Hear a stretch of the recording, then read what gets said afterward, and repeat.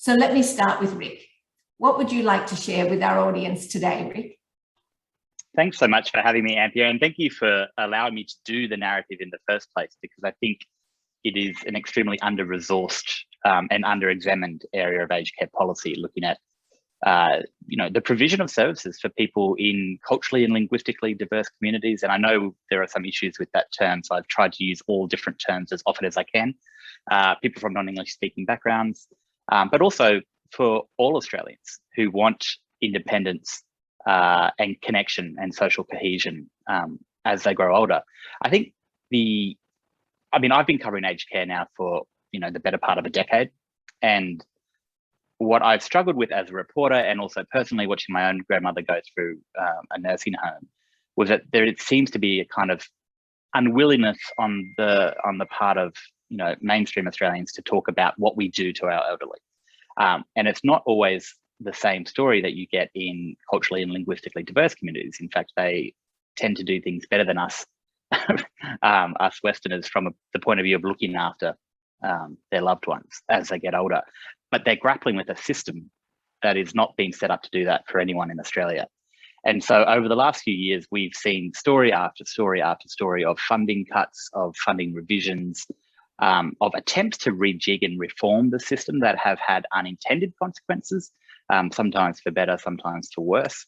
And we're kind of locked in a program now where we've got two streams. We've got the nursing homes, which is the bricks and mortar residential aged care facilities, and the attempt to get home care off the ground to provide care to older Australians so they can live in their own homes for as long as possible. And purely from an economic sense, that's cheaper than doing a nursing home. And it's also better for the individual. So you would think that we could get that to work, even if we were only worried about the budget bottom line. But as we go down this path, a system response doesn't respond particularly well to the needs of individuals in the community. And in the course of doing this narrative, I was reading research from people who've looked at the numbers, and there's about 18%, almost 1 in 5 of nursing home residents are people from non-English speaking backgrounds who were born in non-English speaking countries. And in some facilities, particularly in Victoria, I think it's a majority of facilities where these people are located, they're the only one that speaks that language or is from that culture in those facilities. So these are very lonely and isolating experiences for all of us, but there's an added layer of loneliness and isolation for people in these facilities. And there's a real fear, as I was talking to people like Fatima Jama, who's a registered nurse, and she's a Somali Australian, and there's a real fear of the institutionalization of their elderly and their loved ones, because it's not how things are done often from where migrants have come from, particularly new migrants. And when we mean new, we don't mean in the last couple of years, we mean in the last few decades. People from the Horn of Africa countries, from even Chinese migrants, coming into their own now in terms of their own aged care facilities and having stuff set up for them. But it's coming from the community, as you said. And I think we are missing a key piece of the puzzle, which is how do we actually pay attention to what it is that these communities want for their loved ones, and in so doing, learn something about ourselves as well, about how we can do it for all Australians, because whatever happens here for people from non-English speaking backgrounds is good for everyone in the system. And the overwhelming desire is for people to be cared for in their home and to have connection to the things that make them feel safe and secure, which is very much culture. Oh, thanks very much, Rick. I think we're going to be really interested to hear your other views as we go through the various questions. Stephen, your thoughts?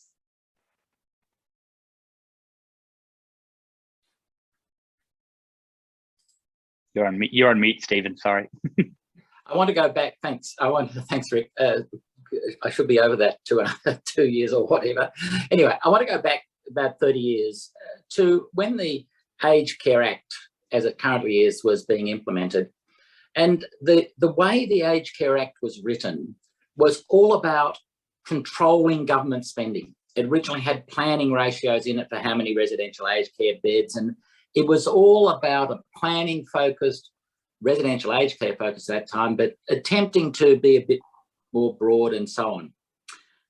That ideology is still there in the Aged Care Act. It doesn't start from the perspective of the individual. It doesn't start from the perspective of saying an individual has rights and those rights should be respected. We then move on to another phase, which was so-called consumer-directed care. Well, it might have been consumer, but it certainly wasn't directed. That is, it assumed that a consumer was sovereign in this marketplace, that they had information and they could choose, that they had some sort of control.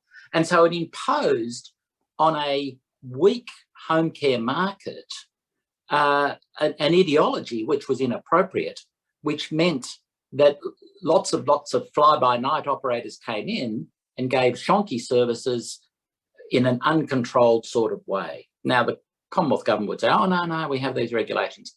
Patently, they don't work. Anyway, along comes the Royal Commission and says, the system is broken.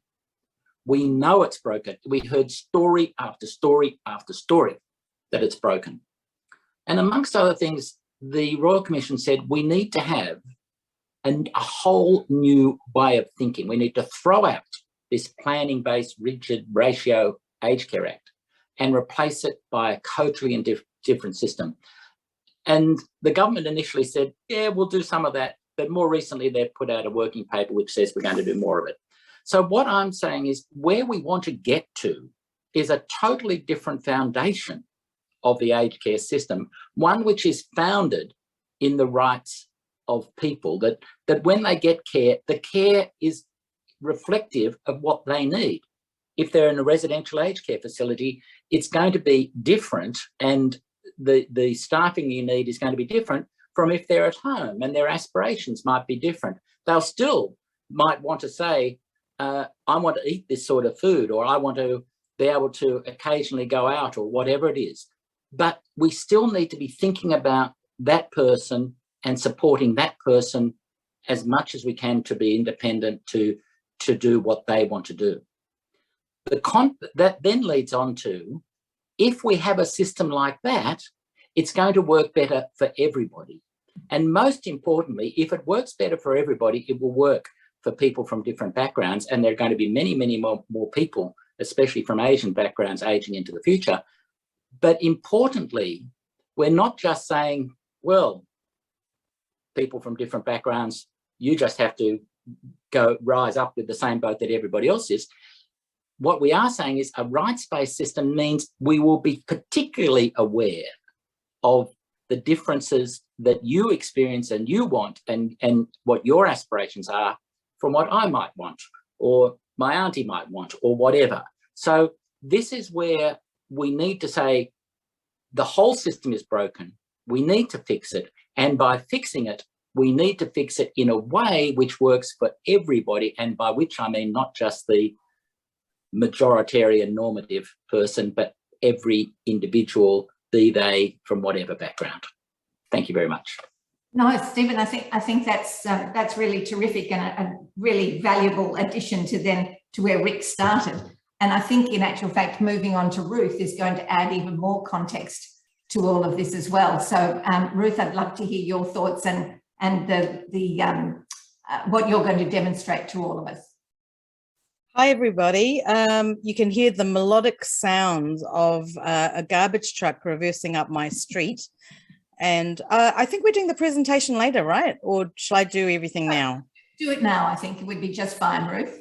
Okay. Hi, everybody. I just want to acknowledge that I'm an uninvited guest here on the lands of the Eastern Kulin Nations. I'm on Boonwurrung country near Phillip Island, or Malau.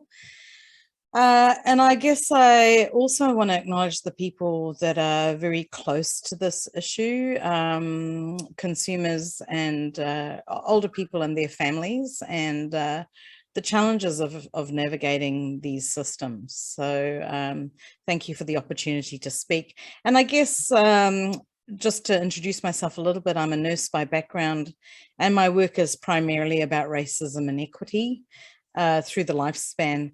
And the thing that I'm particularly interested in is how do all the axes of difference that make us up as human beings, how do all these kinds of differences get taken into account in the aged care system? And what lessons can the broader community learn and benefit from culturally diverse communities? And I guess picking up on Rick's point about how we can benefit from looking at the experiences of a particular group in order to generalize to a universal group rather than the other way around, and what benefits there might be. And I'm particularly interested in how we might reorientate our health systems, which were never designed with us in mind. They were never designed for Aboriginal people. They were never designed for culturally diverse people, disabled people, queer, trans people, working class people. They were not made for these groups. So how do we then bring an intersectional lens into our health systems? So I'm going to share with you a project that I did with some great collaborators. And if we go to the next slide, please, Faisal. I'm going to share with you some of the work that we did. And of course, like all of life, it takes a village. It's never one person. So I'm speaking here, but I'm supported by many. Next slide, please. I hope you're all speed readers.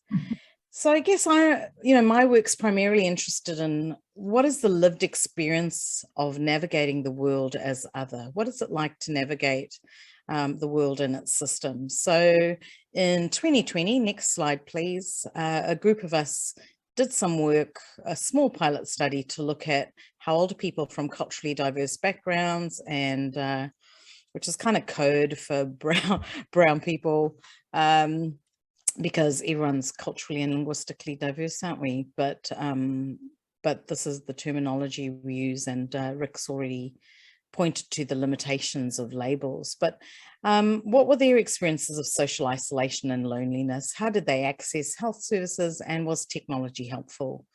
Next slide, please. The very beautiful graphics you can see are done by a fabulous artist called Safta Ahmed. He's done some beautiful work, and you can find this research in The Guardian. It was where it was published, but he's also written a book about Villawood, drawn a book, I should say. So we did interviews with people between August and November 2020. We recruited people through various organizations, and we talked to 10 participants, all of whom were in Melbourne except one. Next slide, please. And forgive me for zooming through. I'm trying to be short and sweet, which is quite tricky. So one of the things I'm particularly interested in is how can we make research accessible to people who aren't just academics, fellow academics or stakeholders? How do we engage broader publics into things that we're concerned about? Because the public fund our research. So how do we make sure that they get to benefit from the findings, but also our participants benefit from the work that we've done in terms of us being able to gather more support and sympathy or practical help or responsiveness from the sort of creating influence. Next slide, please. So this is a project that I tried to do that with. So we converted myself and the artists, the text-based vignettes that we'd made, and we made these beautiful, well, not we, I can't take any credit. It was Safta who did this all. And I guess what we were thinking, because this research was done by phone, it was during lockdown, so we couldn't visit anybody. And we had thought we'd be able to talk to everyone via Zoom. And in fact, only one of our participants was interviewed by Zoom. The rest did not know how to use technology. And here's the beautiful sound of a rubbish truck that you can hear. So just forgive me for the background noise. This is suburbia. Next slide, please. So what we found was that people lost their usual way that they communicated with their friends, with their family, with their doctors, their health professionals. And often phone calls were used as a substitute. We had one Egyptian man who attended 2 men's groups a week, and instead he got 2 phone calls a week and found them really, really inadequate. Most of our participants had poor digital literacies and were very reluctant to engage in video conferencing. Probably the most devastating thing about this research was how isolated people were, but also how they could not be present for their families. So one of the things I'm very interested in is how do we move away from deficit and damage-centered narratives about groups of people? What about desire? What about capability? And many of the participants in the study were people who were actively involved in care activities of their grandchildren. So they were missing births. A number of them experienced significant deaths. One woman lost her brother, and she said, how do I grieve for a relationship of 79 years? And, you know, if I could only have a few people at the service and only a couple of people at home, you know, my husband's lovely, but he's not my emotional confidant. He's great at practical help. And there was one woman who liked to go and take herself on the tram and go to a buffet once a week. She did all her housework by 4:30, and because of lockdown, she couldn't go out, and her family were very reluctant for her to take any chances. Next slide, please. So our participants had very strong reactions to the images we made because it was just such a painful time for them. So this, like I said before, was printed in The Guardian. So, you know, I'm really interested in whether we can do things visually and they be seen as rigorous. Next slide, please. I found that lots of people liked the graphic art and were going to use it in their teaching. Next slide, please. See, I told you I was going to get you to be a speed reader. And then there's something so powerful about sharing an experience. So both lots of feedback were unsolicited, and this was from a participant somebody who'd seen it in the work in The Guardian and had lost a nephew, and their goodbyes were with Zoom. So not being able to be physically present to comfort family members was devastating. So this woman planted 200 trees in his memory. So, you know, I want to acknowledge that we're living through a catastrophic time in the world right now. So for those who might be listening to this presentation who've experienced losses and pain, I just want to acknowledge that, and thank you for listening. Next slide, please, which is hopefully my concluding one. Oh, and someone said this is a very light-hearted way of sharing information. Next slide, please. I'll clip up space so that I don't take up too much space.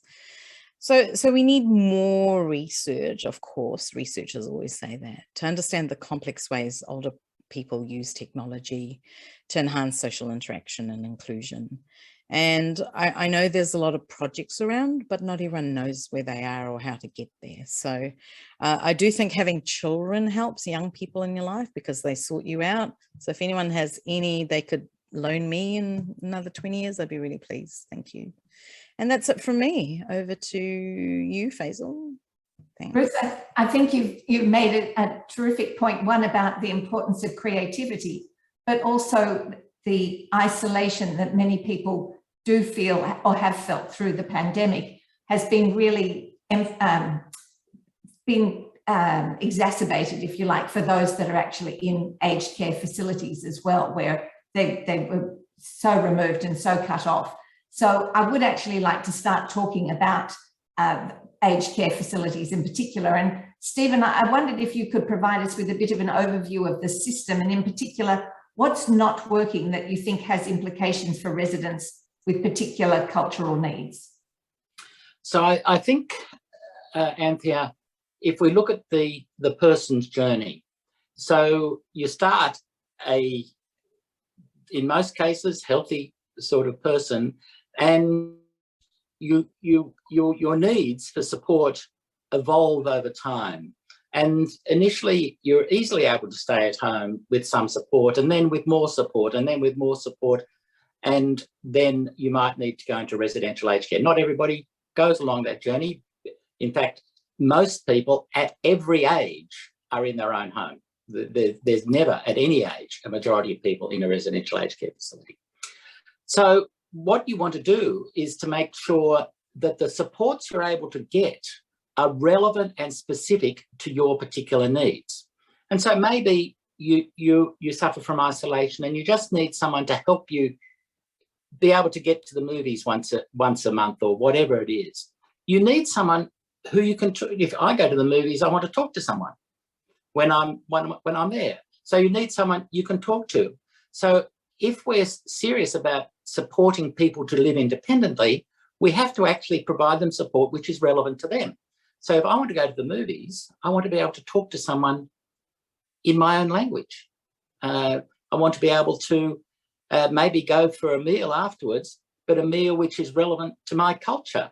So it is about, so for me, I don't like chili. So I don't want to go to a restaurant which is heavily chili, but other people do. So it's not only about having something specific for people who are culturally and linguistically diverse or whatever term you want to use, but it is saying we need to make sure all of the services are available for all of the people and respect these individual differences, and that should be part of the whole system. And it's not doing something special, it's saying this is what everybody is entitled to. Thanks, Stephen. Clearly, what we're missing perhaps is some degree of flexibility, but also it appears to me a degree of awareness amongst those people that are actually the facility managers in how they're even understanding what those needs might be.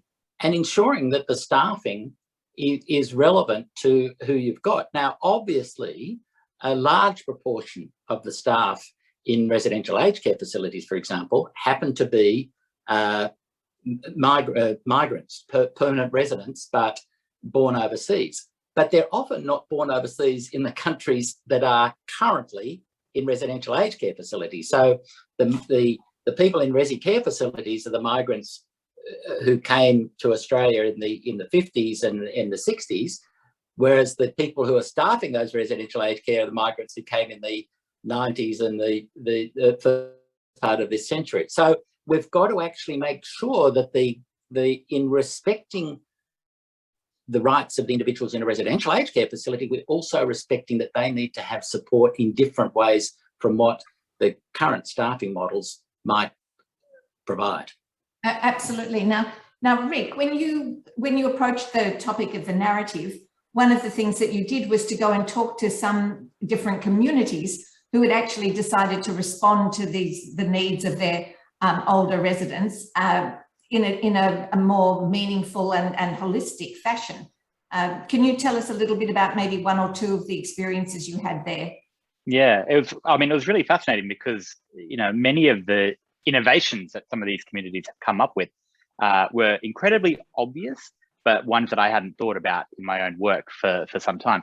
And, I was talking about one facility with a registered nurse in Brisbane, which is run by the Russian Orthodox Church up there, and it's co-located. And the RNs, because there's typically they're harder to source because they're more highly qualified, they tend to be English speaking, but every single other person in that home is Russian or of Russian extraction. And the conversations as a default in that home happen in Russian. And if the registered nurses need something done in terms of medication or, helping around, they have to get it translated into English. So it's not, the default is not the other way around. And that's a really simple thing, of course. But they're also one of the older migrant communities that have had time to set up these facilities. And, looking at the research, the biggest language groups, other than English in nursing homes at the moment, are Greek, Italian, Polish, Russian, Croatian, things like that. And so, we're finding now that, of course, Chinese facilities are on the rise, and there's some really interesting stuff happening with some of completely Chinese controlled facilities in Sydney, where, there's lots of red, there's lots of the number 8, there's lots of gold. Things are set up in a way, these places are designed to kind of honour the cultural expectations of the people that are living there. Now, that's not something that I would have ever thought about with my grandma, for example, who was Irish, except that, she wanted to live comfortably and go to church and prayed. And those were the things. But there's also other really interesting things happening where, you know, the Polish, Holy Polish Catholic Services, I think it's called, in Sydney, where they're co-located also with a childcare centre and a school. And they've actually developed their own curriculum written with the teachers at those institutions for the kids and the older people. And I loved so much what Ruth said about not wanting to see, to use the language of deficit when we're talking about anyone, but particularly in this case, older people. What do they have to share? What do they have to give? So much. And so the interactions between the kids and the older people in these homes, they're beautiful and they're good for the soul, but also we're learning something from our elders and we're learning to respect our elders. And it's something that I think when you're taught that as a kid, then you carry that on into your own life. And so there's lots of examples in the narrative, and I won't go through all of them, but I do think that, you know, this idea that as much as this is about policy, and I love a policy discussion as much as anyone, and I can tell you every single minute fluctuation of the aged care funding instrument and how many home care packages have or have not been released. But I also have a really big kind of thing about injecting a little bit of humanity into our government institutions and our policy making. And something that came up time and time and time again is, how do we actually, you know, love people who are older? How do we care for them, and how do we value them as people? And that almost solves the problem that we're trying to fix, which is, how do we care for everyone? Absolutely. And so one of the so Alma has mentioned that her mother was in a Dutch care facility, which was wonderful for her mother, but it was taken over by another organisation, and suddenly all of that was lost. So that sense of grief of just having the ability to communicate and feel comfortable within the things that are familiar to you suddenly disappeared. And so Eva has actually asked, what's the kinds of accountability measures are there that say facility managers might have? Are there any at all? And I'm not sure. And Ruth, I'm also interested from your perspective about your experience with the healthcare system in general, and how that's viewed through the eyes of those people that might be potentially having to move in the direction of aged care of some sort. So Stephen, I don't know whether you're aware of what facility managers might be held accountable for, and then Ruth, maybe you could follow up with what your view is of those individuals that might be heading in that direction from into the aged care. So thanks, Anthea.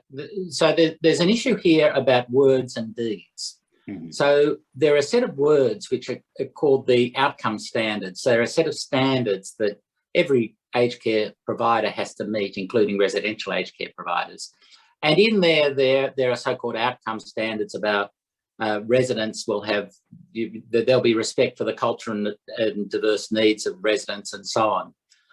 And so on paper, it looks like there's clear accountability. It looks like that that everything we would want is there in the regulatory framework. That's the words. The deeds, as we saw in the Royal Commission, are such that basically the oversight of residential aged care facilities is remote, it's infrequent visits, it's paper-based and tick box and all those sorts of things. So regardless of what the standards say, the actual on-the-ground experience of people is not good enough, and the accountability is just not there in reality. Is that system symptomatic, Ruth, of the healthcare system in general, and how well known is that through different communities that makes them perhaps a little reluctant about aged care facilities, if that's part of what they think might be in their future? There's so much to unpack here, and I've been looking at the chat as well, and a comment by Bianca Bridgenath, who's also got incredible expertise in this space. I think my experience of the health system, as I started with my introduction, it was never designed with people of color in mind. It was never designed with Aboriginal people in mind. And it's a factory model of care, which is about inputs and throughputs. That's how we measure care. And I guess, you know, what I'm thinking about is, how can I have some kind of place where I can live my last years with excellent Indian cooking that's as good as mine, you know, and people that are loving and caring. And I think, you know, there are several barriers. So the first one, I think, is about trusting services. You know, we don't have a lot of evidence of people receiving, you know, I'm a nurse by background, so I'm challenging my profession continuously in all my work. I've grown up with the concept of cultural safety, which comes from Aotearoa, New Zealand, from Māori nurses. And that's about really turning the gaze to our professions and our systems, because healthcare has a culture. And we need to start talking about what that culture is, rather like, you know, we live in a heteropatriarchal world. Well, what does that mean for us? What does it mean for us that, you know, we live in a white settler society where Federation inaugurated white Australia, you know? And unless we reckon with those things, these are the elephants in the room. I hate saying that about elephants because they're so cute and adorable. But, you know, we've got to start talking about these issues. Stephen talked about how the workforce is raced and gendered, and that's a comment that's come up in the chat as well. We need to talk about, hey, how come in this most complex time when people are aging, when often English fluency changes and people lose some of it, where there's a great deal of anxiety, how is it that we leave such complex care to a workforce that's really under-resourced and, you know, doing the best that they can under very, very challenging circumstances? Why are we not resourcing those people? My sister-in-law is one of them, who works as a healthcare worker. Why aren't we resourcing them? Why aren't we supporting them? Why aren't we creating a safe environment for them to practice well? Why are we you know, trying to make money out of these facilities? One of the projects that I'm doing with the Melbourne Aging Research Collaboration is we're looking at micro-learning, you know, so people can get little pocket-sized bits of learning on their phones, you know. And that's very exciting, but it's, you know, it's nowhere near adequate. And then how do we prepare residents of facilities or recipients of care to also be respectful of people who have diverse life experiences, accents, as been pointed out in the chat. We've got so much work to do until it's a safe place, both for the workers and the recipients of care. And when I talk about culture, I'm also using culture in a very broad sense. So someone talked about, you know, being deaf. There might be other kinds of disability. You might be, you know, identify differently in terms of your gender or your sexuality. It's like, come on, people, we need to make this a beautiful place and have a vision of what it means to age with love, with affection, with care, with tenderness, with respect. You know, the things that Rick talked about. We must do this. If we can't take care of our older people, what the heck are we doing? Oh, absolutely. And I think this word care is so important. I mean, that really is what it needs to be based around: individual care and individual needs. But you're absolutely right, as are the people in the chat, that the residents are, of course, pivotal to this, but so are the staff. Can I just make one more point? Because Dale Park in the chat has said, well, you know, you can have services, but they're never going to be enough individual service to cover every culture and language group. I guess what I wanted to say is this is the point of cultural safety. It's not about you have to learn about a group. You have to say, well, whose interests and whose needs are being met by the current arrangements, and how do we make it more equitable? Yes, it's a very active chat, I must say. Lots of people responding to everybody, which is really terrific. Just because we have a limited amount of time, I actually did want to move on to home-based care.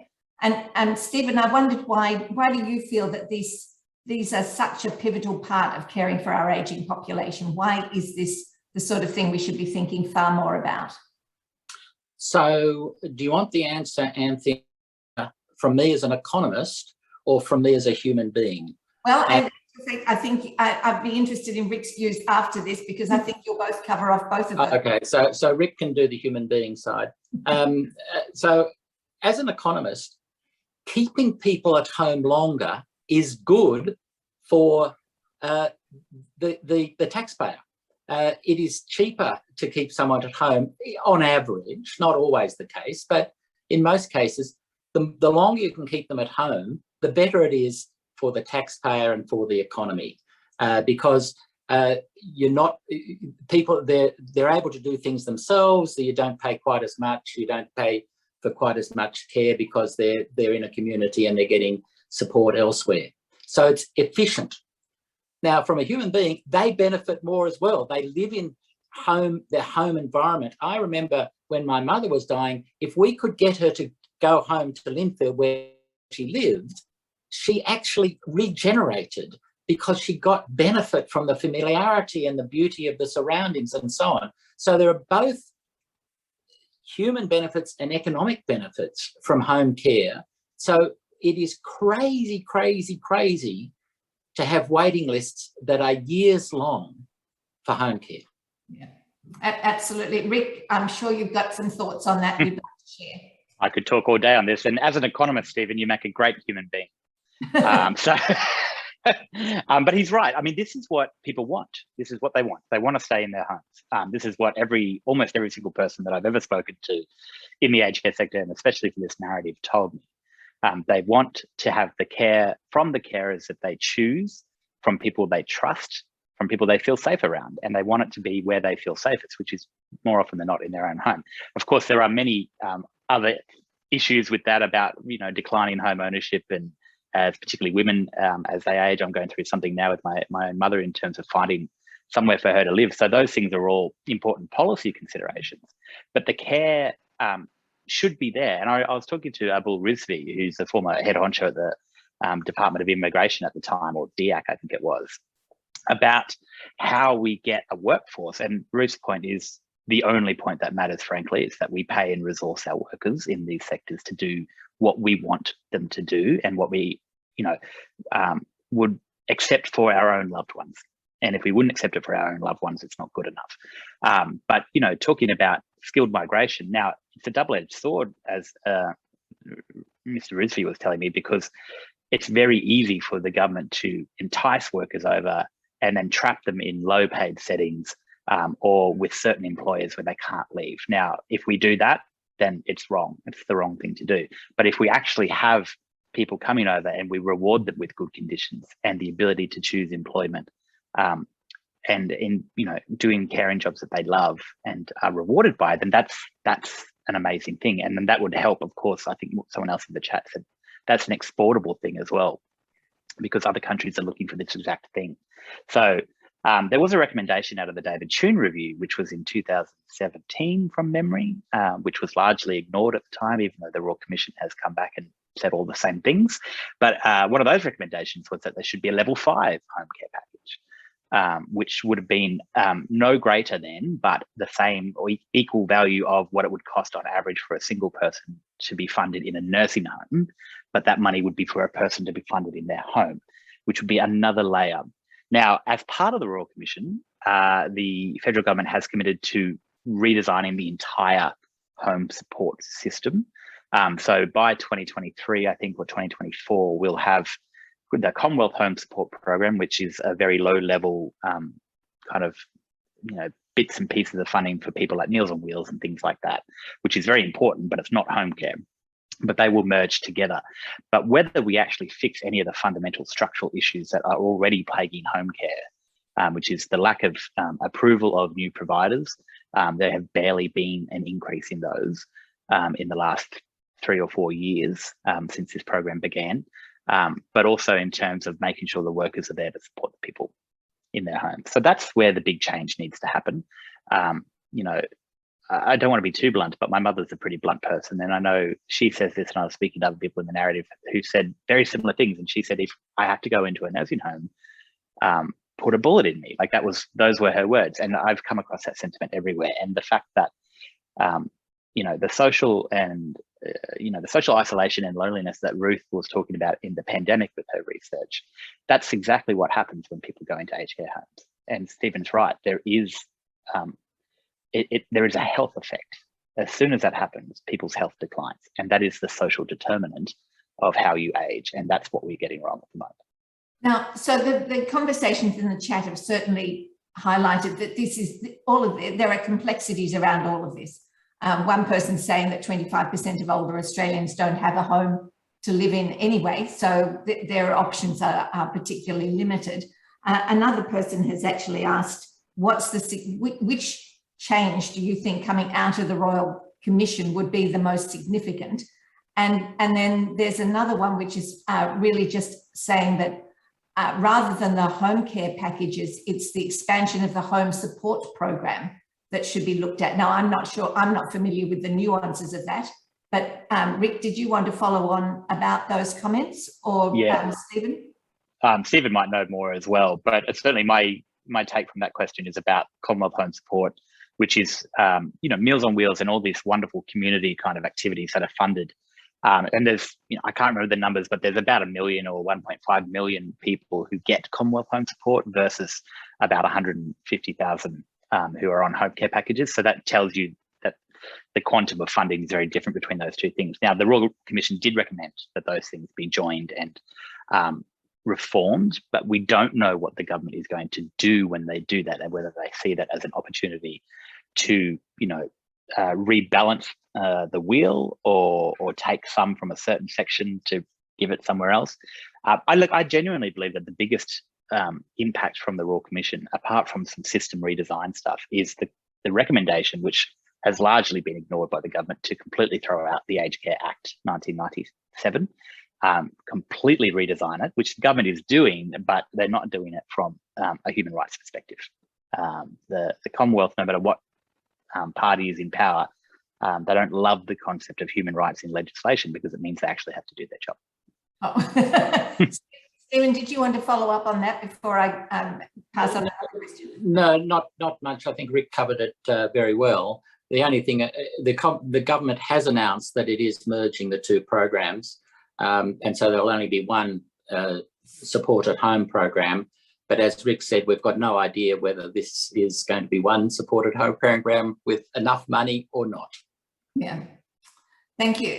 So Ruth, before I go on to some of the other questions that were put in before by people when they registered, I wanted to ask you a little bit. There's one mention in the chat which talks about whether people are likely to go abroad when they get to a particular age. And we've certainly heard that in other conversations that we've had prior to this webinar, where the one place that they want to go to end their life happens to be go back to their home country. Are you seeing a lot more of that? And I'm really interested as a sort of a follow-up, because you've got this role within the research area.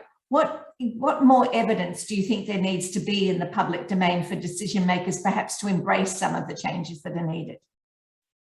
These are million-dollar questions, Anthea. But I do think that the question of where you die becomes really significant as you get older and if you've migrated. I've been working on my will, even though I look really young, on the Zoom. I've got the special Zoom filter on. But, it is really confronting to think about, whether you return to the place where you were born and what kind of rituals and rites and who you want to have around you. And I think that's a question that a lot of people are grappling with, particularly around COVID, and whether there'll be an opportunity to kind of return. And that return, thank you. Someone said a bit of humor is always important, Ruth. I try and be funny when I present. I've got to pull out all the stops, the earrings, the hair and everything. But I do think that these are big things that people have to think about. Where can I die? Who do I want around me? What kind of rituals and rites do I want? And how possible are there where I live? And I think it does depend on whether other family members are around and who can provide care. And sorry, Anthea, I've forgotten what your other question was. Well, the other one was really related to evidence and research, which is because sometimes, as you pointed out right at the very beginning, we tend to be very written in the way that we try to communicate.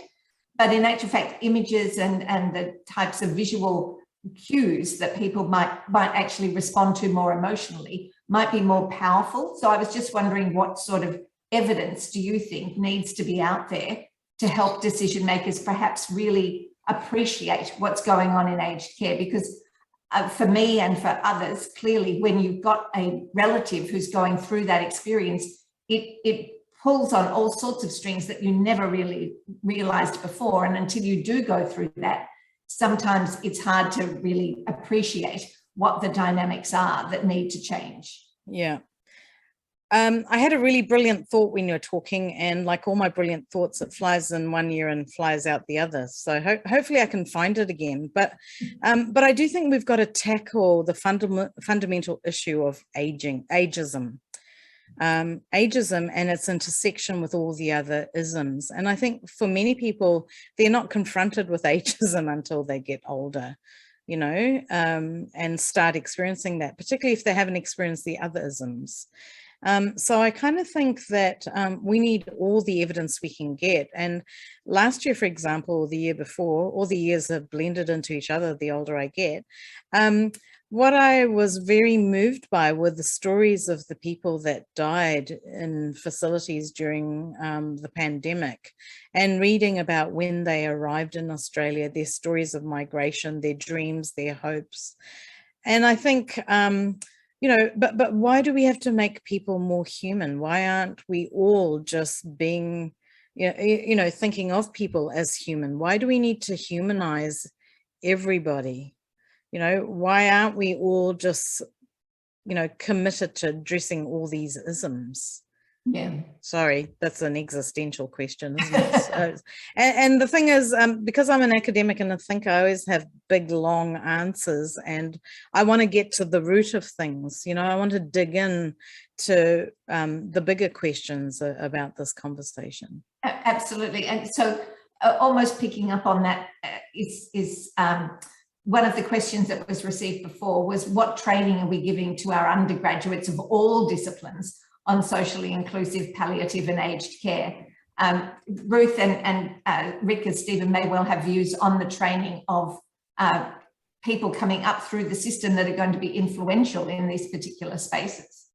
I think this is a massive question because at the moment, the curriculum is absolutely stuffed to the brim with content.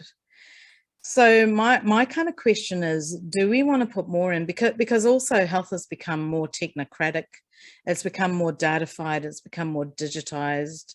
How much do we want to chuck in there? And is there an argument for some broader kind of conceptual, relational kind of ways of teaching that don't cram things in, that don't grind our baby health professionals who come in with such tender, beautiful hearts and then get utterly smashed by our systems, which have to be responsive, which are highly accelerated, which are highly complex.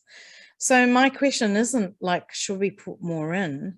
My question is more, how do we really nurture and look after our beautiful healthcare workforce that are actually highly traumatized right now? They're deeply traumatized. They're working so hard in very, very difficult, challenging circumstances. And I fear that we've got very little to actually offer the health workforce because the money is crap. Sorry, anyone who is thinking about becoming a health professional. The money isn't that great. The conditions are terrible. It's hard work. Our workforce is also aging. Stephen, you can correct me on that one because I'm more familiar with the New Zealand workforce. But our workforce is aging, and actually people don't hang around that long. You know, like they see, oh, this is my future. I don't think my body can take it, you know? Absolutely. Now, I do want to allow a few minutes at the end for everybody to have a final comment, but just one last question that is pretty much aimed at Stephen. Given that aged care is a federal government issue, what role can state and local governments play to help address these issues? And Rick, you might have some views on that as well. So I'm sitting here in the lands of the Eastern Kulin, the unceded lands of the Eastern Kulin Nation, where the state government has a particularly large role in aged care relative to other states in terms of public sector residential aged care facilities, which have designated ratios, a very, very low rate of COVID during the COVID pandemic, and basically, by and large, very good care. So the state government has demonstrated what good residential aged care ought to look like.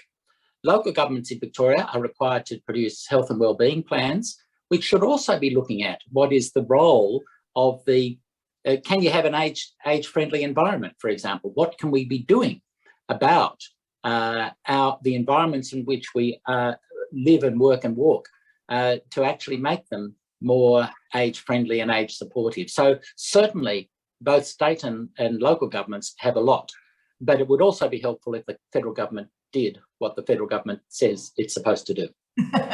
Rick, did you want to add to that? Look, I think that's a really good point. I mean, there was a lot of discussion about, so I just want to frame this correctly. People who live in nursing homes, it should be treated, they want it to feel like their home. But the reality is that the acuity, as they call it, of residents who are going into homes is increasing. So they're becoming more frail by the time they get into a nursing home than they have been in the past. Now, historically, aged care has been treated as being completely separate from the health system. And there has not been a great working relationship between aged care homes and hospitals, which are of course state administered with the help of federal government funding. And there was a problem, for example, a couple of years ago of aged care homes just shunting off residents to emergency departments because they didn't have the qualified staff or even a registered nurse on site 24 hours a day to look after people, and also they didn't have to pay if they sent these people across to a hospital. Now that's a huge problem because we should be working as one system.